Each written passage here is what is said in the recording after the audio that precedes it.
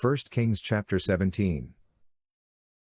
Elijah the Tishbite, who was one of the settlers of Gilead, said to Ahab, "As Yahweh, the God of Israel, lives, before whom I stand, there shall not be dew nor rain these years, but according to my word."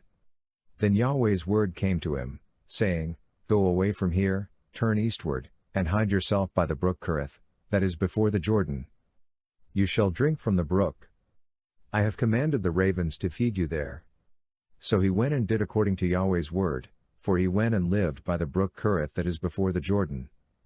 The ravens brought him bread and meat in the morning, and bread and meat in the evening, and he drank from the brook.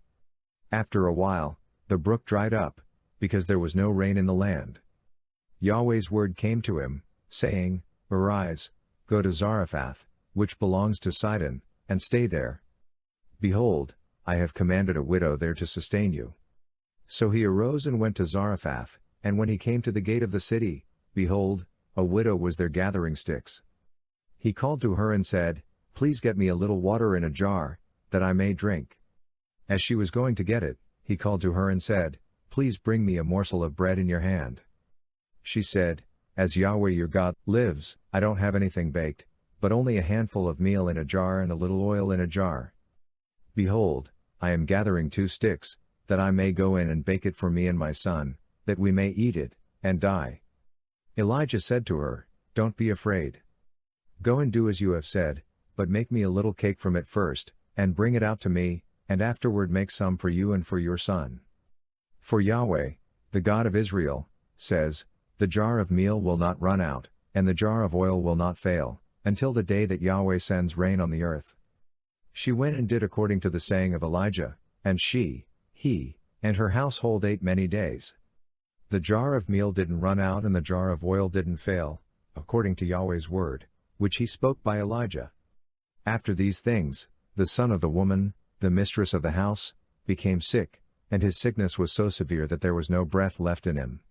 She said to Elijah, "What have I to do with you, you man of God? You have come to me to bring my sin to memory, and to kill my son." He said to her, "Give me your son." He took him out of her bosom, and carried him up into the room where he stayed, and laid him on his own bed. He cried to Yahweh and said, "Yahweh my God, have you also brought evil on the widow with whom I am staying, by killing her son?" He stretched himself on the child 3 times, and cried to Yahweh and said, "Yahweh my God, please let this child's soul come into him again." Yahweh listened to the voice of Elijah, and the soul of the child came into him again, and he revived.